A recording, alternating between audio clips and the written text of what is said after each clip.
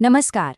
अक्सर ऐसा होता है ना कि जरूरी काम सामने पड़ा है और हम उसे टाले जा रहे हैं। ये आदत काफी परेशान करती है। आज हम द आर्ट ऑफ लेजीनेस किताब के कुछ ऐसे कमाल के आइडियाज देखेंगे जो टाल मटोल की इस आदत को जड़ से खत्म कर सकते हैं। तो चलिए शुरू करते हैं। तो सबसे पहले इस कोट को देखिए। ये एक बहुत ही सीधी लेकिन गहरी चेतावनी है कि भाई हमारे पास हमेशा के लिए वक्त नहीं है। हर एक पल जो बीत रहा है ना, वो एक मौका है जो फिर कभी लौट कर नहीं आएगा। जरा एक पल के लिए सोचिए, जब कोई अपनी जिंदगी के आखिरी दिनों में होता है तो उसे सबसे ज्यादा पछतावा किन चीजों का होता है? उन चीजों का जो उसने की, या उन चीजों का जो वो करना चाहता था पर कर नहीं पाया? ये सवाल हमारी असली प्रायोरिटीज क्या हैं, ये सोचने पर मजबूर कर देता है। तो इसी सोच को पकड़कर आगे बढ़ते हैं और समझते हैं सबसे पहले सिद्धांत को, और वो है अभी, इसी पल की अहमियत। पता है, एक औसत इंसान की जिंदगी कितनी लंबी होती है? हफ्तों में सिर्फ 3700 हफ्ते। है ना चौंकाने वाला आंकड़ा?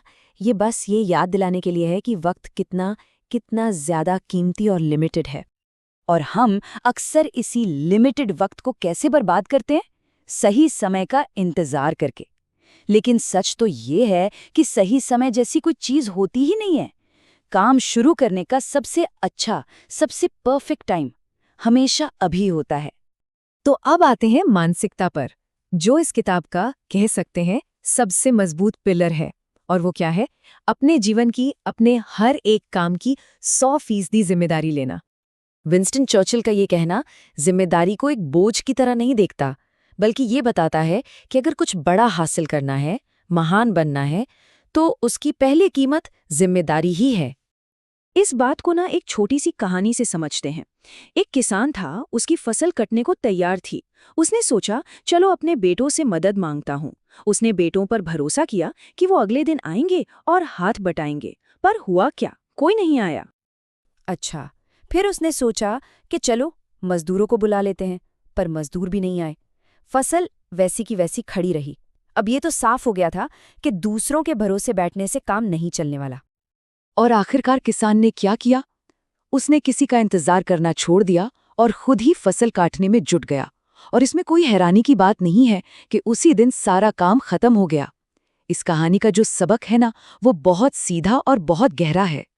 कि बदलाव और कामयाबी की जो लगाम है, वो पूरी तरह से हमारे अपने हाथों में है। कोई नहीं आने वाला हमें बचाने। चलिए अब कुछ ऐसे माइंडसेट देखते हैं जो हमें हमारे कंफर्ट जोन, हमारे आराम के दायरे से बाहर धकेलते हैं और लगातार आगे बढ़ने में मदद करते हैं। यहाँ ना जिंदगी का एक बहुत बड़ा लेकिन कड़वा सच छिपा है। आज जो रास्ते आसान लगते हैं, वो आगे चलकर एक मुश्किल जिंदगी बनाते हैं। और दूसरी तरफ आज का जो थोड़ा सा डिसिप्लिन है, अनुशासन है, वो आने वाले कल में एक आसान और बेहतर जिंदगी की गारंटी देता है। जिम रॉन की ये बात बिल्कुल पते की है। देखिए, दर्द तो जिंदगी का हिस्सा है, उससे कोई बच नहीं सकता। चॉइस सिर्फ इतनी सी है, या तो अनुशासन का दर्द चुन लो, या फिर बाद में पछतावे का। परफेक्शन यानी हर चीज एकदम परफेक्ट होनी चाहिए, और टालमटोल, ये दो ऐसी बीमारियां हैं, ऐसी मानसिक रुकावटें हैं जो हमें आगे नहीं बढ़ने देती। और मजे की बात यह है कि इन दोनों का इलाज एक ही है, एक्शन। बस काम शुरू कर देना। तो चलिए, माइंडसेट की बातें तो हो गई।